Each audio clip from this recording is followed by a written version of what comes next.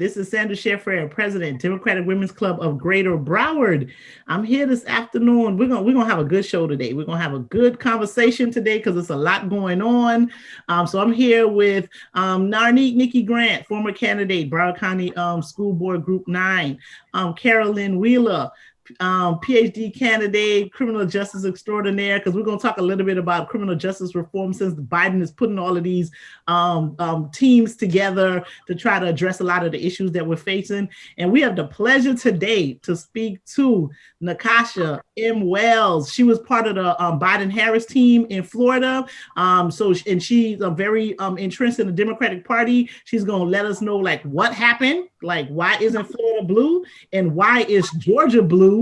And she's going to tell us how important it is for us to get those 2 Democratic senators elected in the state of Georgia, because it's going to have a serious impact on how Biden-Harris is going to be able to administer for the next 4 years once they're sworn in, no matter what Trump says on January 20th, 2021 at 12 o'clock. He will be the president. And in honor of that, I wore my Biden-Harris shirt today. I just kind of had to do it.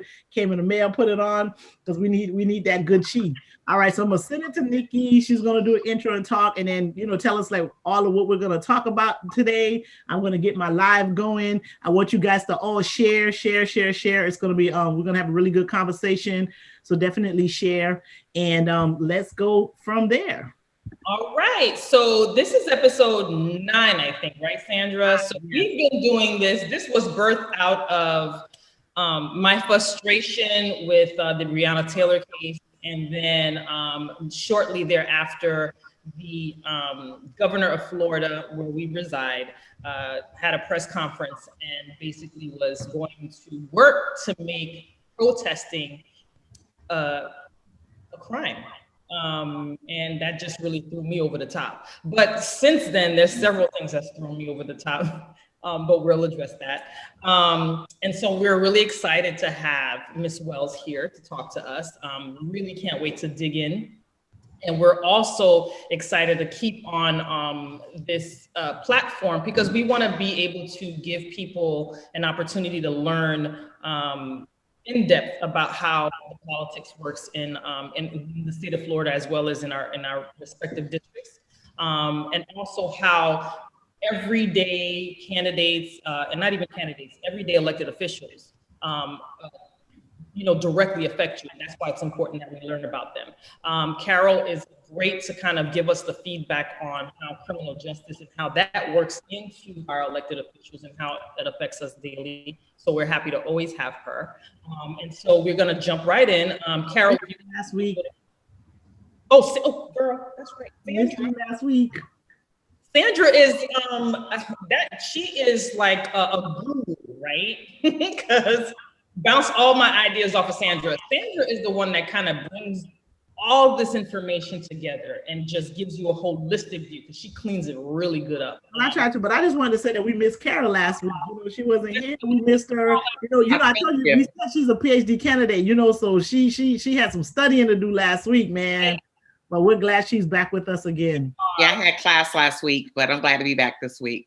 Absolutely. Carol, you can go ahead and make a little introduction if you'd like, and then we're going to go straight to Ms. Wells so she could. That's for last. That's an intro. I am Carol Lynne Wheeler. I am very outspoken on things that I care about, things that I'm passionate about, and that happens to be criminal justice, especially the way that it impacts the Black community specifically. That is the basis of my studies, the basis of my research, how criminal justice policies impact the Black community specifically, and of course, obviously, everyone else once we move past that. I am an author. I aspire to help women live their best lives, to find their purpose, while also walking into my purpose every single day. All right. Ms. Wells, please give us a little intro and let us know what you do, how fantabulous you are, that Black girl magic. We're ready to hear. Well, thank you so much, ladies, for this invite tonight. My name is Nikasha Wells, and I'm a lawyer. I am a Democratic strategist. I am most recently the Florida Coalition's director for the Biden-Harris campaign. I also worked on 2008, the most historic campaign, in my opinion, of our lifetime for Obama 08. And most importantly, I'm a mom. And so that is what drives me. And it's what makes me want to continue to impact my community and make changes that I think will be long lasting for generations to come. So I'm so grateful to be here with you all tonight. There's so much going on. So I'm sure we won't be able to get to half of it, but I'm grateful for the opportunity to have the dialogue. Awesome. All right. So what are we going to start with? We're going to start with the Georgia race. Should we start there? Because we need people, because, you know. No, we got the Georgia race in the middle. So we need to build a momentum to the Georgia race. Okay.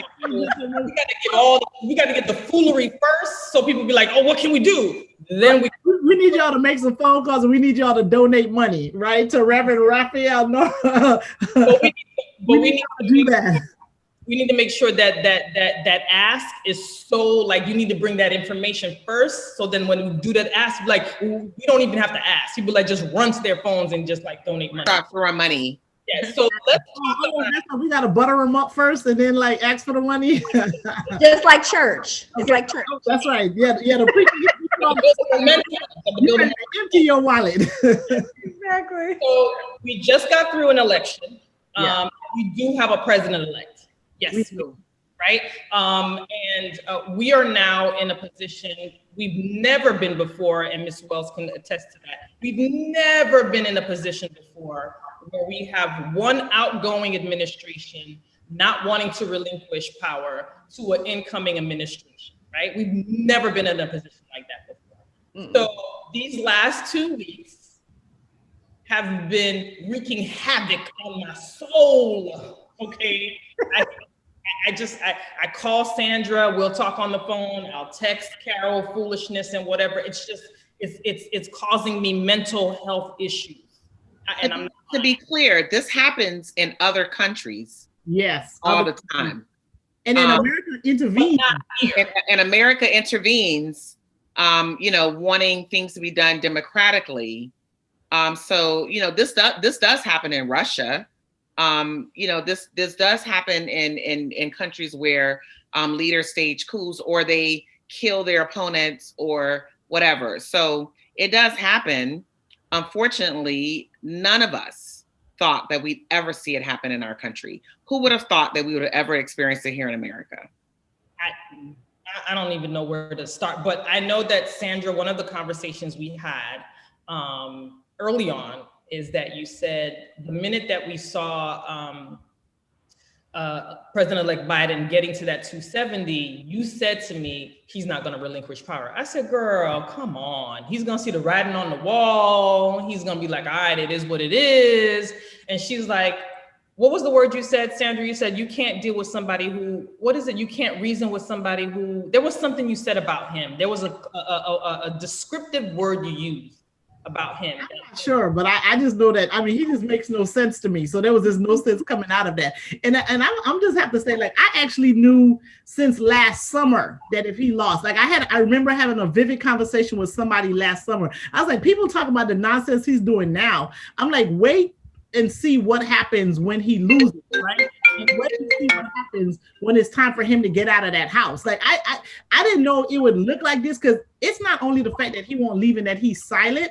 I think what's the dangerous things is the things that he's doing, like the people that he's firing, him like taking people out of Afghanistan, Iraq, and Somalia. Like those are the things that he's doing that are just like, like my mind couldn't have thought that, but I knew he was not going to make it easy when he lost. And I remember having this conversation with someone in Kinko's last summer, because I was putting on an event with Dottie Joseph, who just got reelected for her seat of House District 108 in Miami. And I was doing an event with her, one of those legislative wrap-ups last year when we could actually see people in person, right? And I was putting that event together. While I was doing the flyers, the guys were talking to me. And, I try not to you're a Democrat and you're talking to some folks and you don't know where they stand. They might be like real red.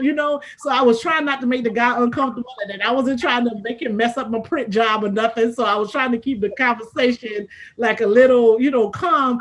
And then he was just like, "What do you think that's gonna look like?" So I was like, oh, "Okay, all right, let's talk then." Right? I like this. Okay. Okay, we can have this conversation. And so I had this, and I was like, it's gonna be crazy. I just knew he was not gonna just walk away from it, right? Because for him, he doesn't lose unless somebody cheats, because he doesn't win unless he cheats, right? So he expects everybody who wins that they had to cheat to win, because that's how he rolls, right? Yeah. So I think the things that he's doing are dangerous, and I am concerned. We should all be concerned. We all should be concerned. Now we're here 2 weeks later, and the entire administration refuses to acknowledge that there's a president-elect and a vice president-elect. And as you said, Sandra, he's making moves that are really dangerous for our country.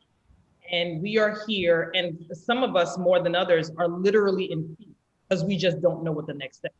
I've never been in a position in this country where the future looks bleak, like I don't know what's going to happen. Yes, we have a president-elect and a vice president-elect. Yes, we know that there will be eventually on January 21st, the exchange of power. However, January 20th. I'm not waiting an extra day. Not one more day. Not one more day. Not one more day. Not one more second. Not one more day, not one more second. January 21st, our president will be waking up in the White House. Okay. And I hope they fumigate it like really well. Yeah, exactly. COVID is running very rampant through that building. Exactly. One story that we're gonna have Nikasha talk to us about this. Nikasha. Oh, Nikasha. Oh my God. You didn't keep saying this well, so I won't mess up that first name. Right. That was good. I like that name. So I was watching. It was Joy-Ann Reid. I don't think it was on her readout show, but she was doing a special, and she was talking about how Kamala was going to come into the White House with some Dettol, right? And for the Caribbean folks, they know exactly what we're talking about, right? Because she's like that coach. She said she's going to come there with some Dettol and just kind of clean up the place. And yeah, they don't need that with all of these people with the COVID running around. So Nikasha, as a Democratic strategist, what should we know what they probably Biden and Harris should do, but what can they do to try to minimize the damage that's going to happen, because he doesn't want to cooperate with them and do a normal transfer of power? Well, I think what they're doing is what they've been doing throughout the entire race. They're being the adults in the room. They're not responding, to the silliness that's coming from the Republican Party. And I think the great thing for us as Americans is that we have two very, very experienced candidates who are coming in as president-elect and vice president-elect. Senator Harris has a tremendous amount of experience in the Senate. She serves on the judiciary committees, and and of course, President-elect Biden has almost 50 years of experience in government. So for us to be in this situation, there aren't two better people that we could have to move into that space where they aren't learning on the job on day one. They know what they're doing. But I still think it's extremely unfortunate for us as Americans to be dealing with COVID and to be dealing with, a litany of other issues. You already talked about criminal justice reform. The racial divide in this country has just been exposed. I don't think that Trump created anything. I think he just exposed and opened some really deep and old wounds. And I think that's so unfortunate, because I think we were headed in a good direction, especially after President Obama's, administration. And he just drug us back like 60 years. And it just feels so unfortunate and so, such a regression from where we were. But I think we'll be in good hands. I think, they're doing the best that they can under the circumstances to try to get intel, to get, security briefings. But for them to have to scratch and claw, especially when Trump was actually given all of this from the Obama administration, was welcomed with open arms, even though President Obama had said the most hateful things about the Obama family. Even Michelle has said this week, she was like, you know, we opened our arms to these people, even though I didn't want to. Like, I know she had to pray about it some nights when they were on their way to the White House, you know, for all of the fanfare that we're so used to in this country, for this peaceful transition of power. That's what we've gotten used to. And so I just think it's deplorable and it's disgusting, and it's what we're used to from the Trump administration. But I think what's more disheartening to me is the rest of the Republican Party, who refuses to stand up and say enough is enough. Like, this is absolutely disgusting.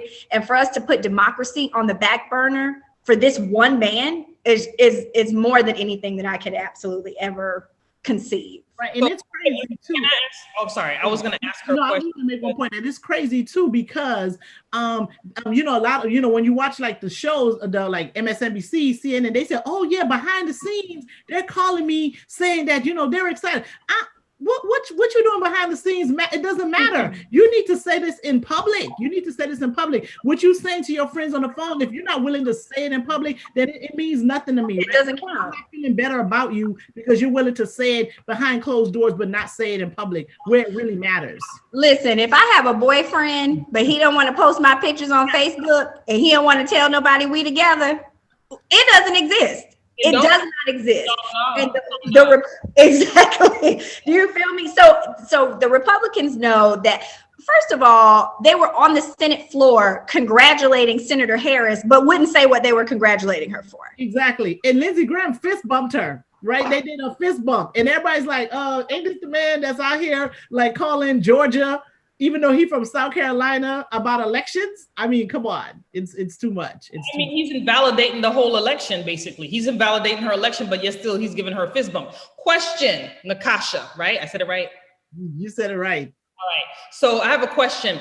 Now, you know, I was telling Sandra the other day, I said, I don't understand why no one on Capitol Hill is going in there and saying, this is out of control, this needs to stop. And including Democrats.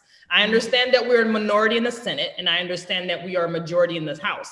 However, I've in the past, I've seen Republican House people make a big hoopla, walk out, they do it out as a team. As a strategist, what do you think if the Democrats start putting pressure these last, how many days we got, like 60 days? Exactly. You know, I think it's unfortunate, but it's the lack of power that the Democratic Party has right now in DC to be able to really flex its muscle. There's nothing that we can really withhold from the Republican Party. I think, to your point, I think we could, you know, just in a show of solidarity, you know, just do a walkout or a sit-in or something to that effect. But I think, you know, and this is just my own personal opinion, I think the Democratic Party, though, needs to start taking some pointers from the Republicans and start getting a little bit more, just a little grimier. We've been said that. Yeah. I agree with that 100%. Yeah, I just think I'm done playing nice. You know, we that hasn't worked for us. It hasn't. And they've been using that for the last 4 years now. They've been disgusting, and we've been paying attention. Yep. You know, and so now let's try some of those same strategies, and now you see what it looks like, because it's not pretty when we do it. And my thing is that you need to fight the fight you're in, right? Not the fight that you want to be in. The fight that you're in is one that's kind of nasty, right? And so you have to toughen up because you're in a nasty fight. You can't play nice. And I'm not saying to completely go out of character, but you have to fight the fight that you're in. The Democrats are in a fight where, and we're going to transition to like some of what happened in Florida, where the message that the Republican was sending out was that Democrats are a bunch of socialists, communists, and those types of things, right? And, you know, we have a huge Cuban population in Miami. We have a huge Venezuelan population in Miami that just had to leave like recently. So those whole socialist, communist things are really raw to them, right? And so they're putting out this message, and the Democrats are like, you know, they're not fighting that fire with fire. You have to denounce that. So I think that's some of what happened with Miami-Dade County and part of why Florida's not blue right now. Again, you're the Democratic strategist here. What are your thoughts on that? You know, and some people want to say like they should have dealt with the Hispanic community in a particular way, but the Hispanic community is very, very diverse. They're not a monolith. You know, the way you would speak to Cubans and Puerto Ricans and Venezuelans and Mexican, it's not the same. It's absolutely not the same. But in Dade County, I think it was a big Cuban vote and a big Venezuelan vote that I think may have made the, you know, that kind of, we lost those numbers, I would say. Well, you're absolutely right, Sandra, and I will demonstrate for you exactly how this race was so different from even Andrew Gillum's race. Andrew Gillum only lost by 30,000 votes. So how do you go from a statewide race, which basically that's all the presidential election is? It's a statewide race. It's just in all 50 states. But how do you go from him losing by 30,000 votes to President-elect Joe Biden losing by 400,000? Yeah. It was the messaging. And to your point, the Hispanic community is not a monolith by any stretch of the imagination. The Puerto Rican community votes one way, the Cuban community votes another way, Venezuelans, Nicaraguans. I mean, there are so many different, you know, ethnicities throughout that. Uh-oh. I think we had like we may have a connectivity issue. With Nikasha. Yeah, she's frozen. Okay. She's frozen. Oh, there she is. Back. You're back, Nikasha? Yeah. Can you hear me? I think I froze up. Yeah, and you were talking about the different Hispanics, and I think you stopped at Nicaraguan, and then we couldn't hear you after that. Okay, yeah. I mean, there's so many different segments of the Hispanic community, and they have to be addressed in a very, very different way. And I think it's the same thing for Black people, you know, and I think the Democratic Party, I know we're talking about Hispanics, but Black people are very near and dear to my heart. That's why I was hired on the campaign for the African American and Caribbean community outreach. And the Democratic Party is not only going to have to start addressing Hispanics in a different way, it's going to have to start addressing Black people in a different way. We come from all aspects of the diaspora. And so the messaging for us can't be one message. You know what I mean? The Haitian community wants to hear one thing. The African American community wants to hear something else. So I think I am so glad we won. Let me say that. Because another 4 years under the Trump administration is just more than I could even fathom. But I think it's a reckoning for the Democratic Party. I think we're going to have to pivot, and we're going to have to start addressing a lot of the issues in our own house before we have to go head to head with the Republicans again, because we might not be as victorious the next time if we don't address some of these issues. And I think that was put on full display here in Florida. Absolutely. And full display in other states too, because of course, in droves in other states. And something that I wanted to point out, I had a conversation with Sandra, and one of the things that we talked about was when people who sign up to get food stamp or AFDC, you know, those type of things, public health, they tell them to register to vote. Now, many times in small print, they'll say, you know, you registering doesn't affect your case one way or the other. But many people who are getting that information will register to vote in fear of not losing benefits, right? Mm-hmm. So you have a group that is untapped, untouched, who are registered voters, who are registered Democrats within the underserved communities, and not one and I ran for office this year as well. I didn't see anybody from the Democratic Party saturating those areas, even within COVID.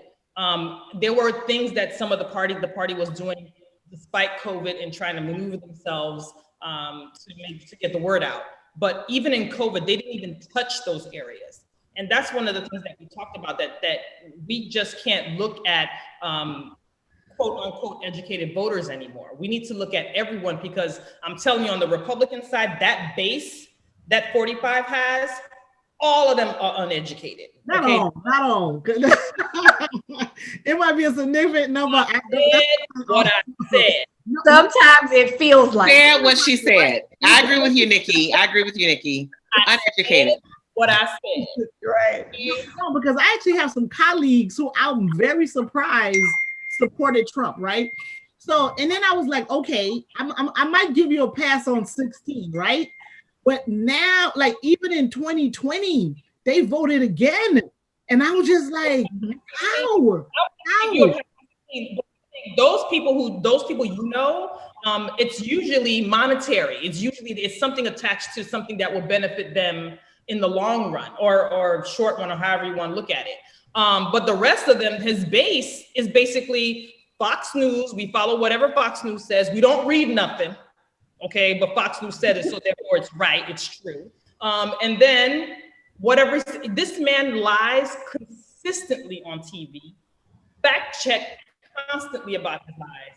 And people are still saying, his base still says, no, he's a good man and he's telling the truth. So Nikasha said one thing about how, the Democratic Party is going to have to find a way to deal with people, with Black people, right? Because it's Haitians, Jamaicans, and on and on and on, right?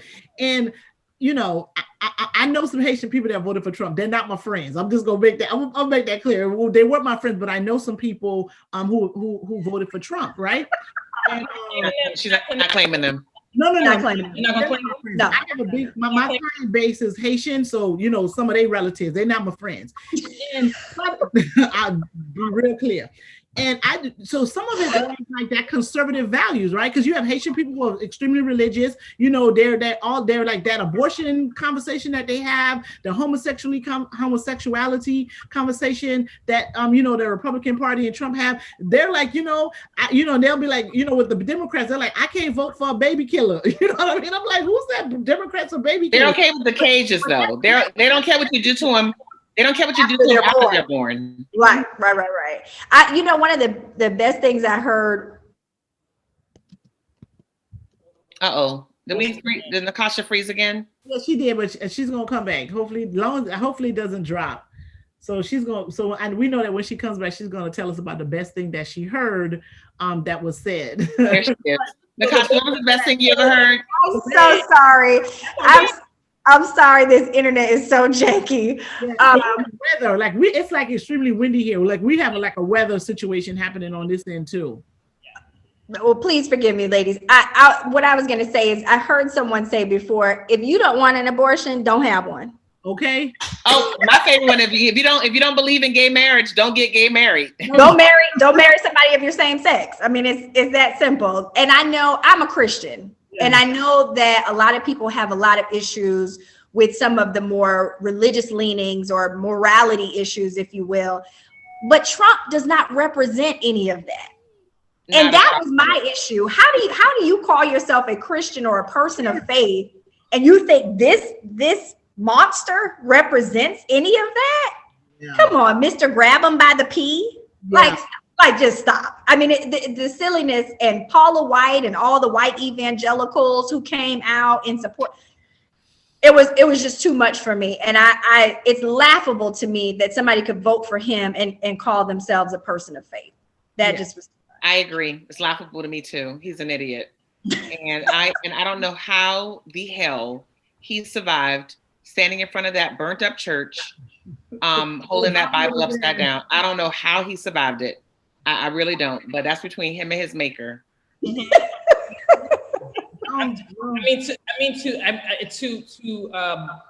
disperse a group of peaceful protesters to take a picture like that, because I think there's some memes that came out after it with Hitler.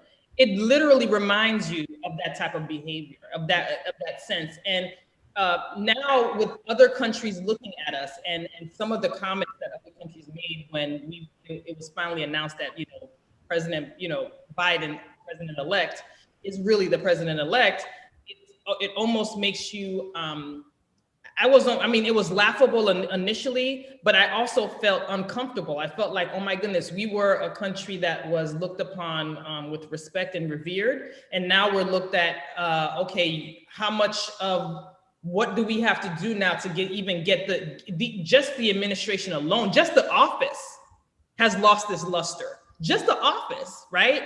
The rest of the country, people just feel sorry for us, but just the office, listening to Biden and Kamala speak is like, you have full sentences with adjectives and verbs. There's no interruption. There's this, it's fluid, it's true. There's no degradation of other people. They don't have to. What's that thing Sandra says all the time? You don't have to dim someone's light to shine. There was none of that. It was just, this is what it is. This is where we're going. And for those who didn't vote for us, we are your administration too, and we want to make this work. It was refreshing. I was in tears because we haven't had this for the last 4 years, and it was almost uncomfortable. You know how you've been into a really bad relationship and you get into a good one and you don't know how to act because you like, that's too good. So let me do. I don't know if I should take this love in the way you've given it to me because I'm so accustomed to this abuse. You know what I mean? And it's almost like that because you're like waiting for something. And this is what it is. And so we've been tainted for all this time. So we're going to move into why the race in Georgia. We're going to talk about I want to bring up another point. Part of it is why, right? And then another thing with that bad relation too is sometimes the other relationship is so bad, like you don't care what the next one's like. You be like, dog, okay, you love you, I love you too. I said that. Listen, I said that. I said I don't care if Joe Biden sits in the Oval Office and does crossword puzzles for the next 4 years. I don't care. I will send him. I will get him a subscription to the New York Times so that he can do the famed New York Times crossword puzzle. I don't care what he does for the next 4 years. He can pick his nose for the next 4 years. Okay, I'm not jaded. I don't like not trust Biden. I trust you, bro. What you want to do? Whatever you want to do.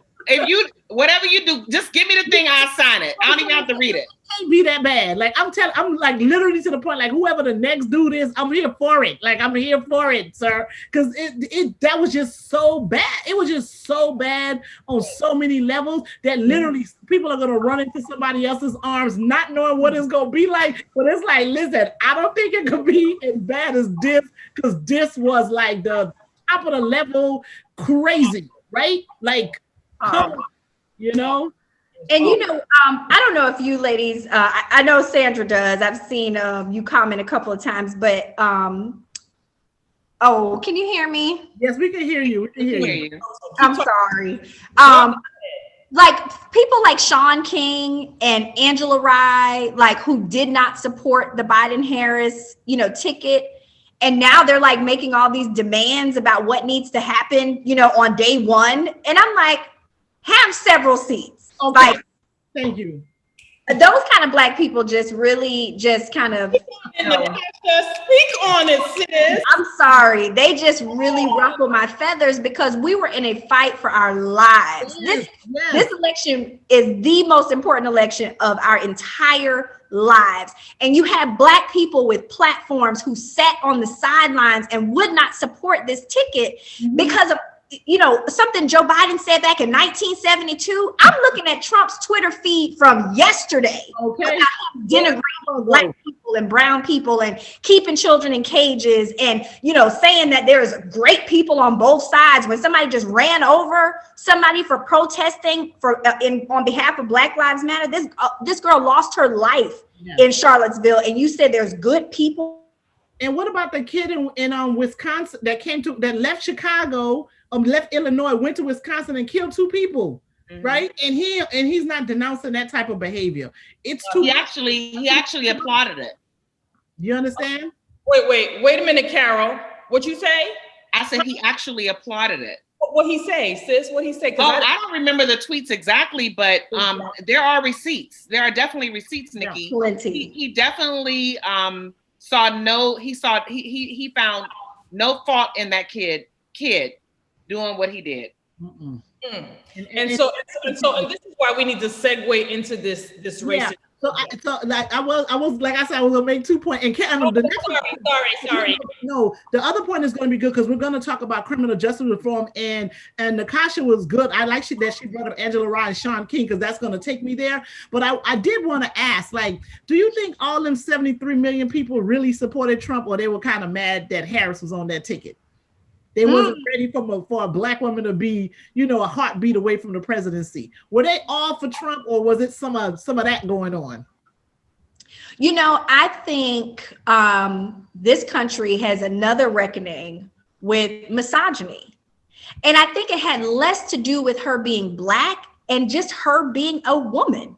And the reason I say that is because look at how white America responded to Hillary Clinton. Yeah. She's white, and white women rebuked one of their own. And then they came out and voted even in a larger percentage for Trump than they did the first time. So I think it's a rebuke of just womanhood, and being a woman in power is a real issue for a lot of people in this country. And I think that there's a reckoning there. Fortunately for us, we had somebody so reprehensible on the other side of the ticket that we were able to finally break through that glass ceiling. Yeah, but I think he got 73 million. Biden almost at 79 right now. They was like, okay, listen, cousin, you need to come on, right? Because this has to happen. Like, people were dragging our cousin because I think it was some celebrity that said that they had Shaquille O'Neal had said that he had never voted in his life. Can you? He could have kept that Trump vote. No, he could have kept that Trump vote.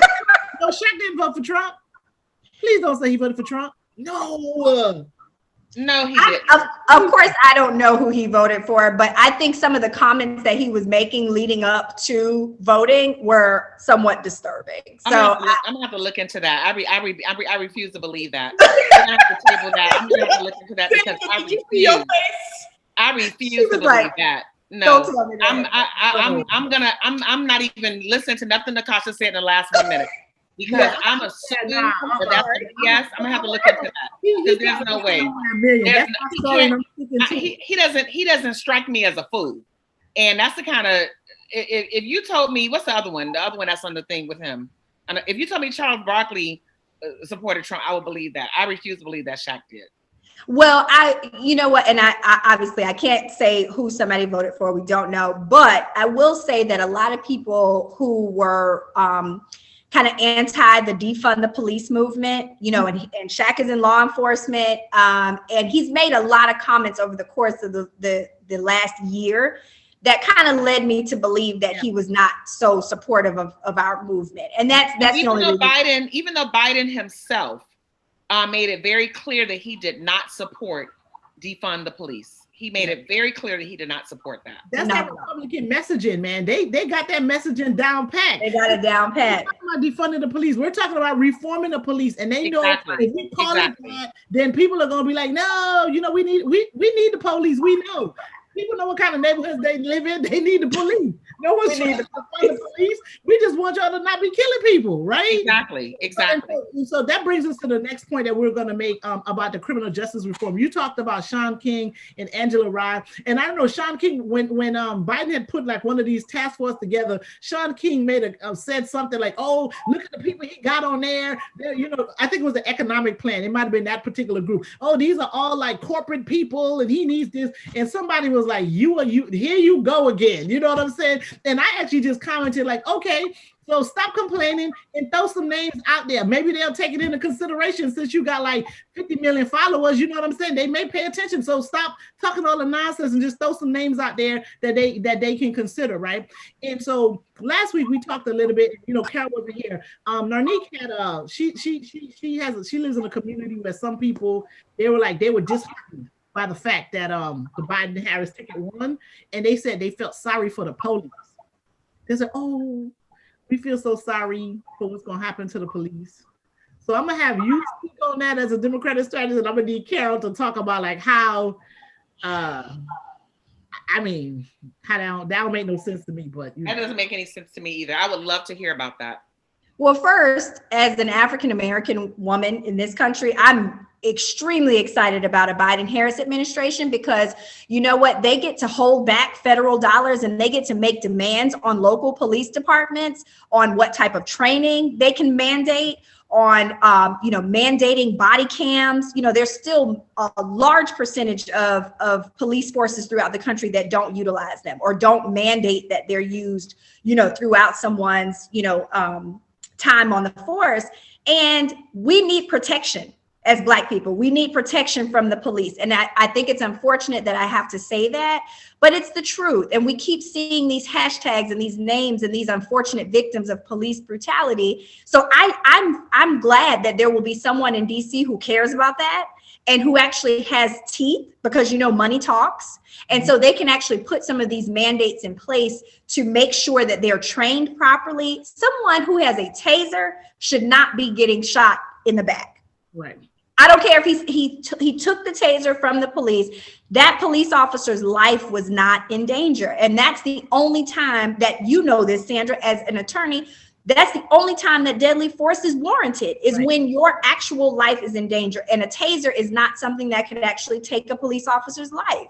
And the only time force is used like that is on Black and brown people. And that has to end. Right. And I'm glad that the Biden-Harris administration is actually going to tackle some of these issues.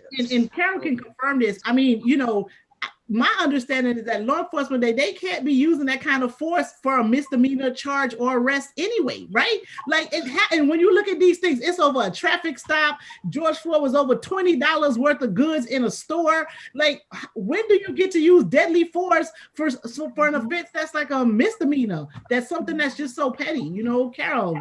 So the issue with that is that there's no uniform code for policing. So every law enforcement agency creates their own policies. There was something even in Kentucky that came out recently where some people came out and said, they talked about the language that was being used inside the police, the training manuals. There was some Hitler references in the training manuals. So if we go back to, you mentioned George Floyd, if we go back, if we think about Minnesota, they talked about how there were chokeholds showing on their police, on the pamphlets. So I was reading a portion of a dissertation today. I was trying to look at it actually while you were talking. So I was looking at a dissertation that was done in 2014, and it was done, I won't mention the name because it was done by somebody locally who was at the time working for Broward for BSO, and I assume that they still do. And they were talking about there's no standard. The point of this particular dissertation, and this dissertation won an award for being exemplary, which is why I was looking at it. They were talking about how there is a need to establish, I'm reading it, there is a need to establish valid, job relevant criteria for selecting police chiefs. So there is no criteria as it stands right now for selecting the person who leads a police agency. Anybody, and we know that in some agencies, like in Miami-Dade County, I believe that you have to be promoted up to the ranks. But in Broward, you can be voted in. There's no criteria. So, and then this person who is leading the police agency for that particular time can create their own policies. There's no uniform. And so that's a problem. We have a federal agency, the Department of Justice. We have a federal agency that should be the overseer of how law enforcement operates. Now, obviously in the last 4 years, that wouldn't have worked. But generally, just generally speaking, we have a Department of Justice. That Department of Justice has no say whatsoever in how local agencies are run. So you have somebody in BFE, Kentucky, that's creating policies for these rednecks. And it's a different set of criteria that's being set for a more metropolitan area. So the problem with the law enforcement, the problem with that is that there's no uniform policy. So police officers, that's why a police officer can be the gentleman, the young boy, Tamir Rice, who was murdered. That police officer had been reprimanded, but you can be fired from an agency and then be hired by another agency because there's no uniform code. Right. And there should be. Also, there is nothing that follows you. So there's no tracking system. There's no tracking system right now for these types of incidents. I mean, right now, the only tracking system that we have is viral videos, and social media changed that. But there's no tracking system. So these police officers can get away with whatever they want, and they can get fired, for breaking a policy, and then get hired at a different agency. Right. So, because there's different policies. And so that's the issue with law enforcement. Everything Carol just talked about can be addressed at the federal level. We can create a federal database for police discipline so that they can't just, hop from one agency to another. And, all of that tracking can be done on a federal level, because guess what? Every single one of those local agencies gets federal support. They all get money from the federal government. And so if you're taking the money, then you have to abide by whatever those guidelines are for those different agencies. Chokeholds can be banned nationwide. Yeah. You know what I mean? So those are some of the things that I am hopeful that the Biden-Harris administration will address. And I think especially with Vice President-elect Harris's background in law enforcement and leading an entire state, the largest state in the nation, as Attorney General, I am very confident that those issues will be addressed. I am too. I am really looking forward to her cleaning up our Justice Department. Our Justice Department is long overdue for an overhaul. Yeah. I love Barack Obama, and nobody can't say anything negative about him, but I'm disappointed at how little he did to institute things on a federal level that could have protected us Black people through these police agencies. So I'm hopeful that this next administration does something a little bit different, because something has to be done. So Carol, I know you had support. You supported like Willie Jones, right, when he was running for sheriff. And I know when I saw him speak, he always talked about a plan that Barack Obama had put to, like 21st century policing. That was one of the things that he used to talk about. And I think that was a plan that the Obama administration had put together and tried to get people to implement. There's like, if you guys are going to police, this is the way to do it, right? So he was able to put something together, getting it implemented. They offered a blueprint for how things should be done. There was no federal mandate on how police agencies that were receiving federal funding should operate. They put together an ideal for how, but he was also, for letting the states decide and, without federal input. No. That's not, we are the United States of America. Okay. What happens? And now we know more than ever. I mean, if this last set of protests didn't teach us anything, now we know more than ever that what happens in one place, that is not an isolated event. I mean, when you have people burning down shit in California because of what happened in Minnesota, come on now. It was international. It was in London, all over the world. And I think the Republicans took that as, instead of them taking that and saying, you know what, we have a real problem on our hands and we really need to address this nationwide, they made it turn into this thing that was so dirty and ugly, but yet still 2 days ago or 3 days ago, their president had a whole damn rally, on Black Lives Matter Avenue, right? And then sitting there, but that's okay for them to do. But when we did something that was for someone's life, it became this ugly message. It was this narrative that they had out there. They don't want to deal with the uncomfortable part of it, right? Because the truth of it is uncomfortable, right? So then they're going to focus on the fact that somebody building, somebody window got bust out, or they took something out of the store. Sandra, no ma'am. I disagree. It's not that they don't want to deal with it. This system works for them. So it's not that they don't want to deal with the truth. The reality is that this system was designed to work the way that it does. And they don't want us disrupting it, because I know that you all know this kind of behavior, although it's frowned upon, changes happen because of rioting and protests. They didn't want us making all this noise and then changes happen because they don't want changes to happen. Let me explain something to you that you guys know already. And I've said this over and over again. And this is the problem. And this is the reason why we're in the situation that we're in now.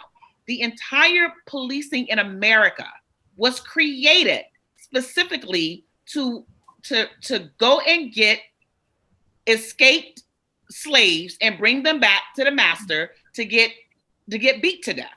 Okay, so this entire system of policing in America was designed specifically to protect the white man's property, which was at that time us.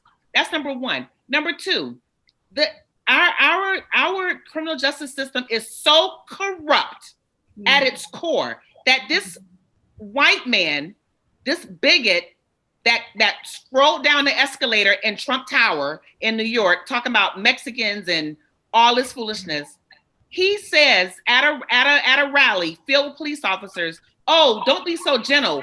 Bump their heads a little bit." And look what happened. And look what began to happen after that. This system went buck wild because of something he said out of his mouth. Because they were ready. They were ready. You said it. President Obama came out with this plan for 21st century policing, and it was a blueprint that nobody followed. You know, it was this ideal. This redneck, all he had to do was say out of his mouth, "Oh, don't be so gentle." And they took that as a mandate because our system of policing is so corrupt to our core that all he had to do was suggest it, and look what happened over the last 40 years. And on the campaign trail, someone can say, "I can go out in Central Park and shoot somebody in the head and still win this election." And he was right. He was right. Right. And you know, and one of the things that we have to also remember, at least in South Florida, people that were the Miami-Dade Police Department, those guys were all members. They were card-carrying members of the Ku Klux Klan, right? And they that's real talk, right? Because you know, I was 11, but when the McDuffie riots happened, right? You know, you grew up in Miami too, right, Carol? And when the McDuffie riots happened, that was one of the things that came out that they were all part of the Klan. Go ahead.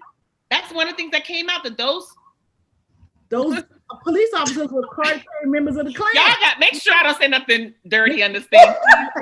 I've been trying to say saltines for a minute, but please don't let me. Yeah. Okay, these saltines, all these saltines was part of the KKK. Yeah, they were card-carrying members of the Klan, and then a lot of them like hired their cousins, then they hired their children, and some of those officers are out of the department, but that culture that they created is still there. So unless you change that, you're gonna have still some of those ideals are still gonna be part of that system. So in that reform, some people gonna have to lose their job, right? Because they need to get with the program. Because if the, you know, hopefully, like, you know, like you're saying, Nikasha, that the Biden-Harris administration is gonna do some serious criminal justice reform, because they have the power to hold back funds.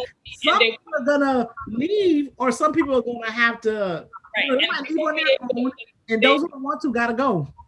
Listen, and they won't be able to do that, right, Nikasha, if we don't get these 2 Georgia seats. Right? Yes, let's pivot, sis. All right, we got it. Because we're regular, I'm gonna ring it in, honey. If we get these 2, because that's kind of what happened with Obama. You know, exactly. He was there 6 of those years. He had a Republican House and Senate that was just they were. And McConnell had said it. I'm gonna make sure he fails. He said it, and he, you know, Obama make him a one-term president, but he couldn't do as much as he wanted to because he didn't have the right kind of support. So Nikasha, tell us how important is these 2 Georgia seats coming up? How's important? How can we help? What do we need to do to build up momentum? Tell us tell us all about these 2 Georgia seats coming up. Tell us. I mean, well, you ladies have basically already said it. I mean, it's the power to really push our agenda forward lies in these 2 seats. And I hate that it comes down to that, but it's that serious. It will basically create a 48-48 split between the Democrats and the Republicans. And guess who gets to cast the tiebreaker vote? I mean, because it's 48 girl magic. 48 now, it'll be 50-50. Because it's 48-48 now, it'll be 50. Well, no. Apparently, there are some NPAs in. Oh, that's right. There's an independent. The guy from Michigan. The guy from Michigan is an independent. I wonder who the other one is. Right. There's 2 more. There's 2 total. The guy from Michigan is an independent. You're correct. I don't know who the other one is. Right. And so my understanding is that she will be the tie-breaking vote, and that just gives her more power than any other vice president has had in decades. You know, and so. Those 2 seats are so super important. And how do we feel about those 2 seats since Georgia turned blue?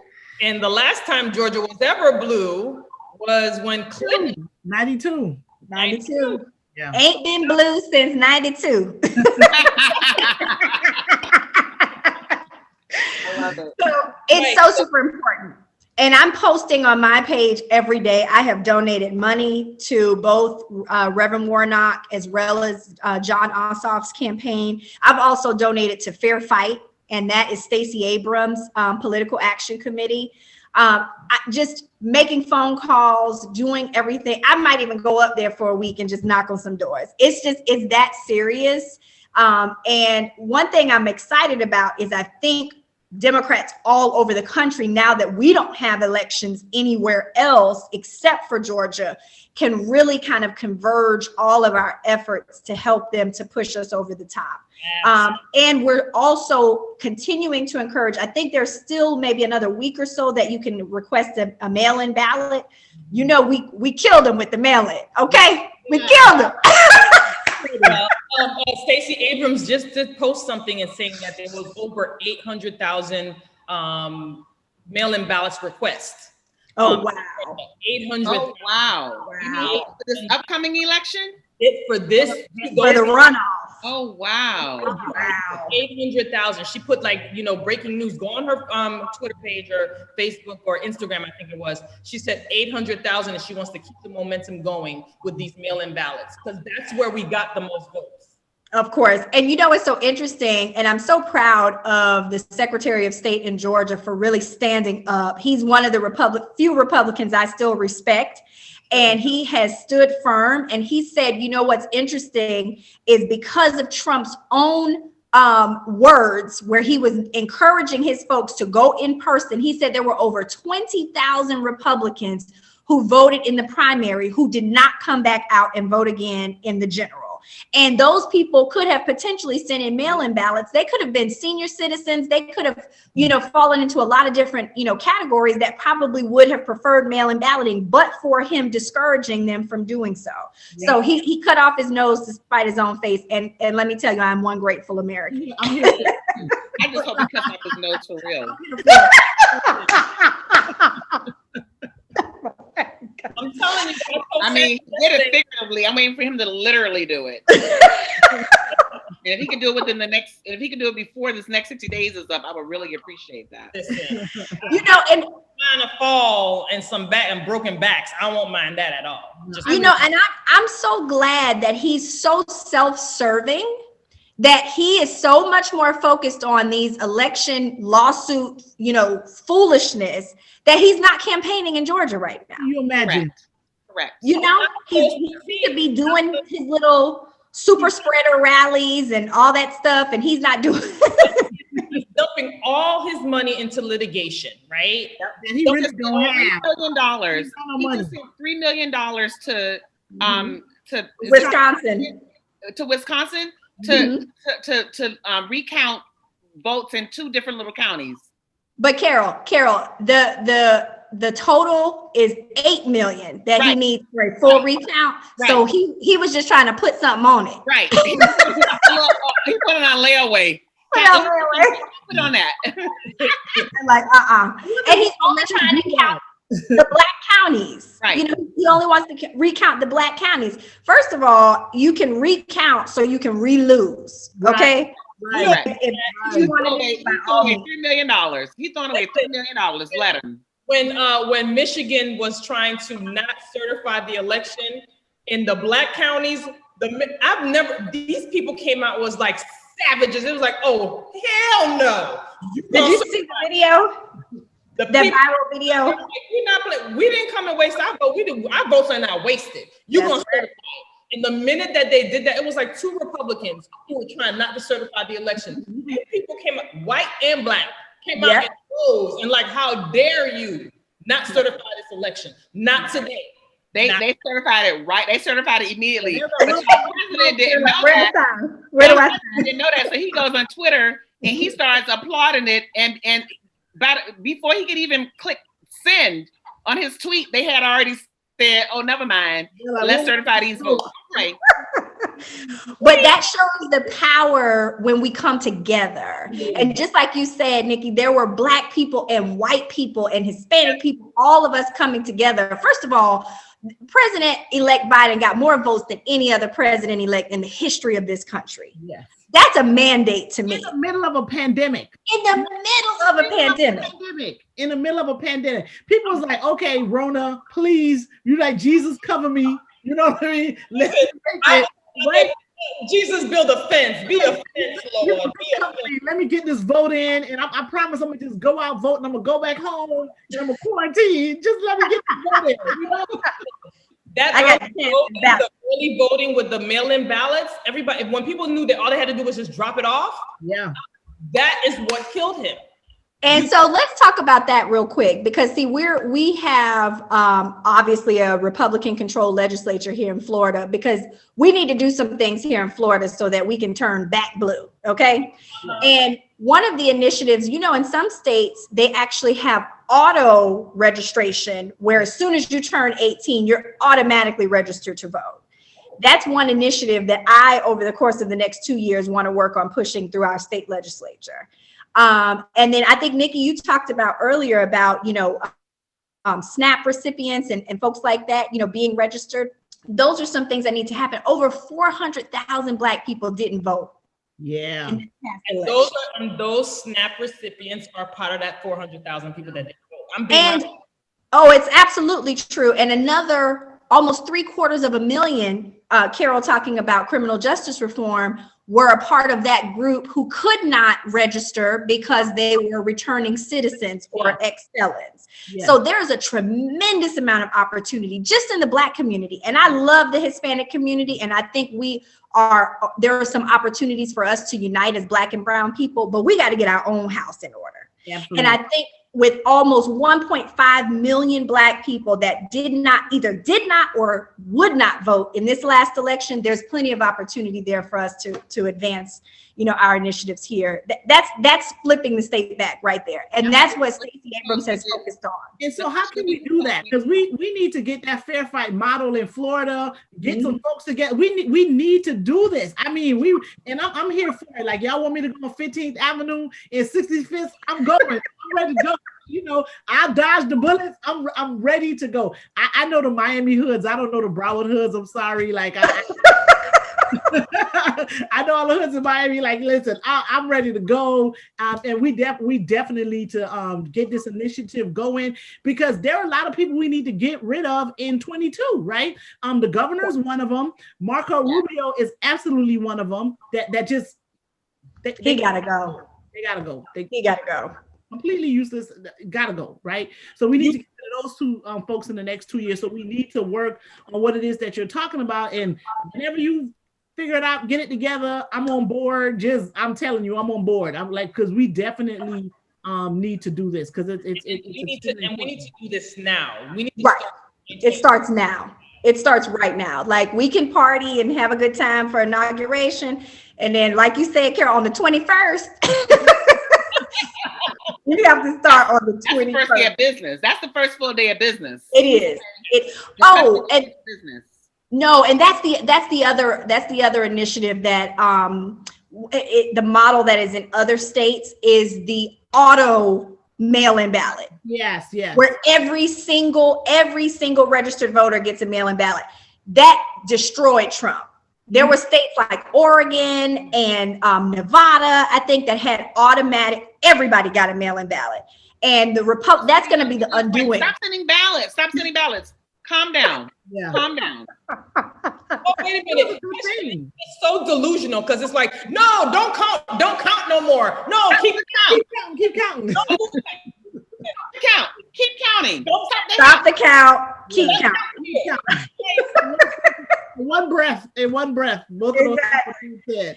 In Philly, he knew those votes were not for him. Stop the count. Keep counting. Let me tell you, you have Democrats from California descending into Georgia. Mm-hmm. I mean, there's people from people are doing mass exodus to Georgia specifically for those 2 seats. This is how important these are to them. I don't think anybody realizes how important it is. I donated $500 to Stacey Abrams' fair fight because I was like, these people, I will mortgage my house and give these $5 Calm down, Nikki. I'm Calm serious. down. This is how we need these 2 seats. I mean, like, we need it like air. Yeah, so I think the point, Nikki not gonna mortgage a house, but the point that she's trying to make really is that we need to be willing to make some sacrifice. We need to sacrifice something in order for us to make this happen, because it's gonna pay off dividends in the long run, right? So that's what it is. We need to make some sort of sacrifice to pay. Raphael Warnock, Reverend Warnock, John Ossoff's campaign in Georgia, or you can go ahead and donate to Fair Fight. Stacey Abrams, yes. Stacey Abrams, our time is now. That's right. Absolutely. I'm studying the playbook, ladies. So I'm going to need all 3 of you, and we're going to need an army of about 500 more. I mean, what she's done probably since about 2014 is she has focused on voter registration. That's the foundation of her organization. We have another layer here with the criminal justice reform and all of the returning citizens that need to be dealt with over the course of the next 2 years. You know what the Republicans have done is basically like a poll tax. Yeah. That's all it is. You have to pay your fines to register to vote. I mean, it's like it's 1920 all over again. And so we've got to be able to try our best to push some. First of all, the gerrymandering that we've done here in Florida is absolutely criminal for us to have that type of a Republican majority. I didn't mean to interrupt, Nikasha, but they're going to do it again because we lost our seats. We lost all those Democratic seats in Florida because of messaging on the part of the Democratic Party, and they, because it was the census year, so they get to rewrite. Because I live in District 105, right? My district covers parts of Broward, parts of Miami-Dade, like Doral, parts of like South Dade, and it goes all the way into like Collier County. Like, how that makes sense, right? But that's the way they just chopped up certain neighborhoods and turned it in, pretty much made the seat red. You know what I mean? Like, they pretty much made the seat red, and it shouldn't be.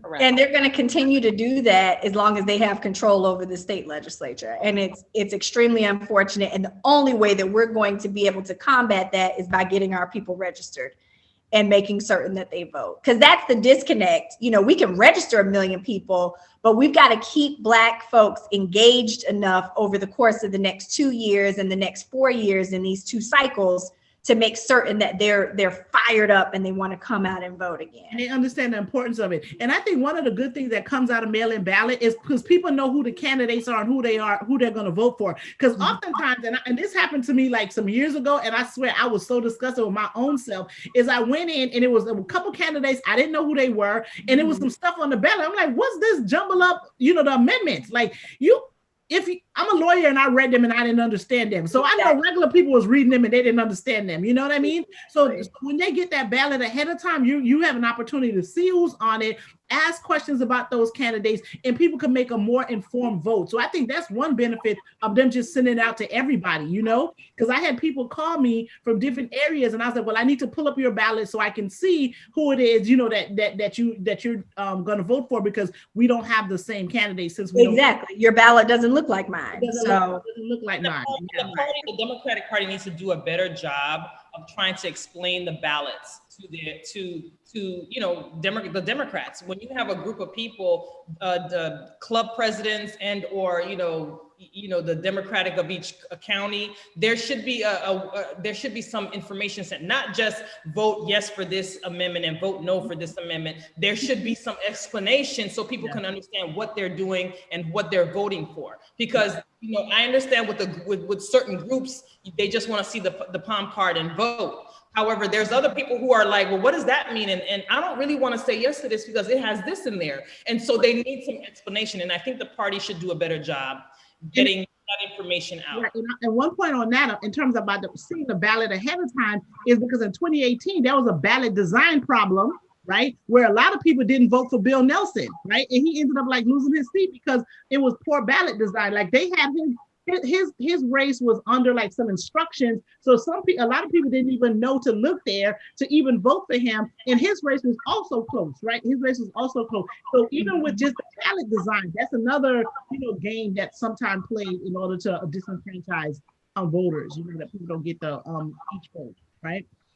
All right. Right. So we're gonna wrap up because good job, everybody. 7:00. However, this was great, and I think this was awesome.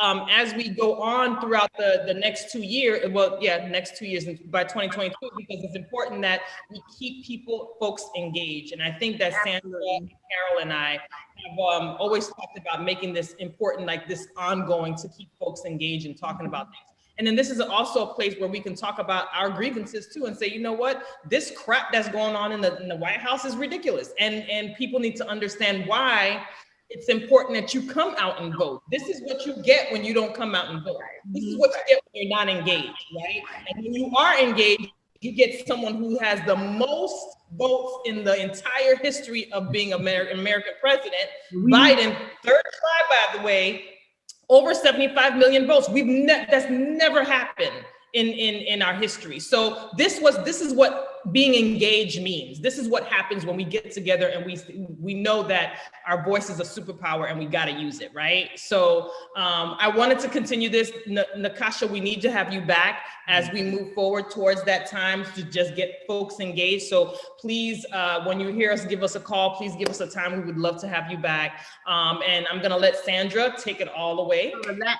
I wanted to make one more point about being engaged, right? And you also need to have a candidate that people are excited for. Because I have to tell you, people were excited for Kamala. There were folks who, the fact that she was a woman, but I'm telling you that HBCUs, the D9, all of those folks, like, listen, there was all these videos about how they gonna stride to the poll and stroll to the poll and do all of this kind of stuff. So they were excited. So that's another thing that's also important, right? And she's beyond qualified. But she was also like inspiring to a lot. She motivated people. They got this T-shirt out there now, like my VP looks like me, and all of that kind of stuff. We also need to have candidates that are also inspiring and just making people want to be part of that process. And that's one of the things that we know that we need to do in Florida too, is to kind of have candidates that people want to leave their house to go and vote for. We definitely have to do better about some of these candidates that we're putting up for seats. And the other thing that I also want to make be a part of what we talk about is that how folks should not be running unopposed.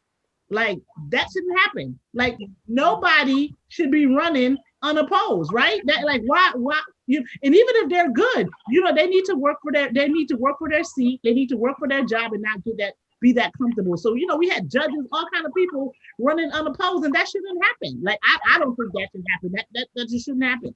And we need to do a better job about that, with that too. All right, so wholeheartedly agree. We talked about the election aftermath. We talked about the party. We talked about, even with COVID, we were able to get 79 million people out in these streets, and because they had to go mail the ballot too, so they had to leave their house, right? Mm-hmm. They had to leave their house to send that ballot in. I know a lot of people ended up dropping them off, so we did that. We talked about what we need to do in Florida. I'm gonna get that book. I'm gonna get the book too. I'm going to read that plan, and then we're going to put this together. And you talked about at least 775,000 people that we can get registered and get them back as part of this process, in order for, for them to be voting in this election in 22. It's a huge task. We all need to be ready to take that on. And however we can do it, we need to do it to have some better choices for 22. Now we just need to know who they're going to put to run against Mr. Man. So that'll be we'll know who's gonna be running against got to go.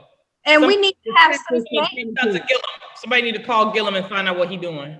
I think he's trying to make his comeback. I think Sean Shaw is he might be considering that too, and a couple other folks. So, we'll see. But and to your point, Sandra, like, folks have got to be visible, before they decide to run, because folks didn't even know Andrew, unfortunately, until he kind of burst on the scene. I knew him. We went to college, and, Tallahassee folks and those folks knew him. But people didn't really know him statewide. So you're spending so much time with folks just trying to get to know who you are. Yeah. And so for any young, I applaud the young Black people who are running statewide, like the Sean Shaws. We actually, we were really good friends in undergrad. He was at Princeton, I was at Howard. So seeing so many folks that I, knew in undergrad getting into these statewide positions is very inspiring, but they've got to come out and they have to make themselves known on a statewide level, like Stacey Abrams did. So you're not spending so much time in Capitol just introducing yourselves to the state, and that starts right now, like literally, like for 2022. Well, Nikasha, give your friend a call, child. Tell Andrew that he need to get his stuff together. all of them, whatever. We whoever you need to call, sis. Just exactly. Yeah, and we'll be part of the Broward County groundwork, grassroots, whatever you need to do. But you're gonna have to give a call, sis, because the point you make is extremely important, because one of the things I learned in B school was that they have to know who you are in order for you to be an option, right? Even just with product placement, in order for someone to go buy you in the store, they got to know you exist, right? So we need to know who you are in order for you to be an option. So y'all, come on, stop making y'all, get on the scene, show your faces out there. Do nothing crazy. Just do something so people can get to know you and learn. Yeah, don't do nothing crazy. Don't do nothing crazy. Let's get his crazy out the way, so now we can move forward. Yeah, that's right. We're on the road to professionalism and decorum. That's where we're on.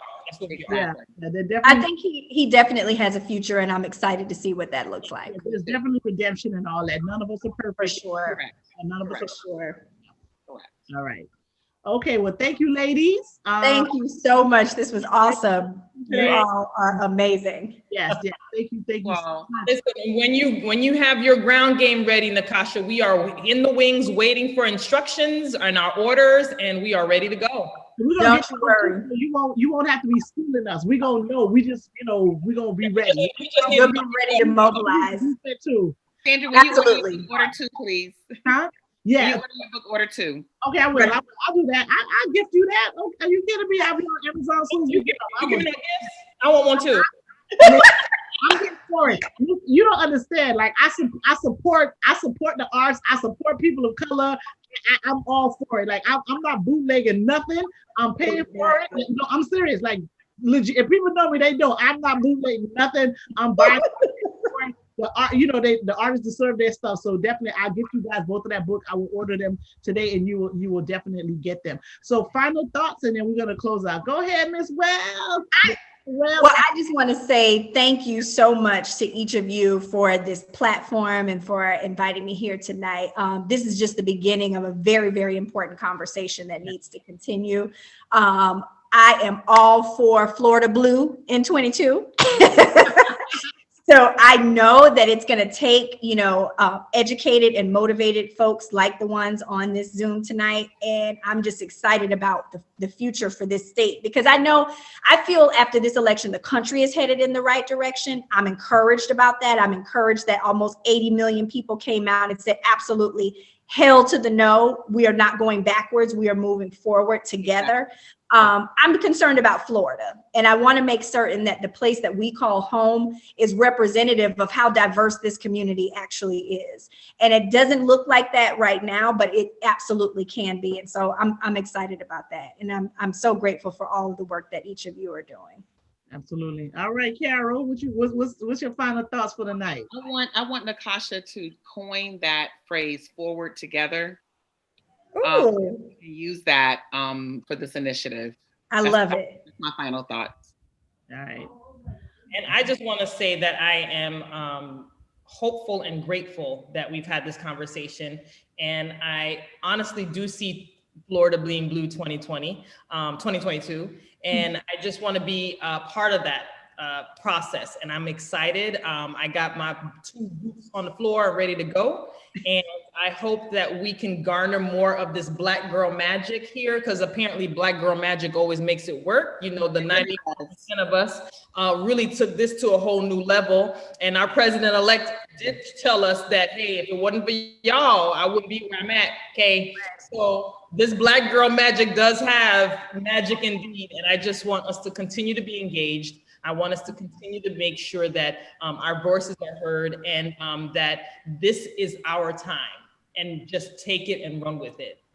All right. Yes. No. Thank you all for coming. And that's right. With Florida Blue in 22, y'all, we need y'all donate to Fair Fight. Reverend Raphael Warnock, John Ossoff in Georgia, because we need to keep Georgia blue. We need to, and it's gonna make the Biden-Harris ticket. It's gonna make their job. The job's not going to be easy, but they'll be able to complete the goals and be successful in the goals that they have set forth for the next 4 years for the United States. And they really restore democracy. And that's another one of those votes. That's the battle for the soul of our nation, right? That was the theme when they were closing out, was the battle for the soul of our nation. That's what really that battle for the soul of our nation continues. And that's going to happen by getting those two gentlemen elected in Georgia. So $5, $10, $15, whatever you want to give them, take it, because it all adds up. And I appreciate you supporting them. And thank you. Amen. All right. Amen. The moment. Good night, y'all. Good night.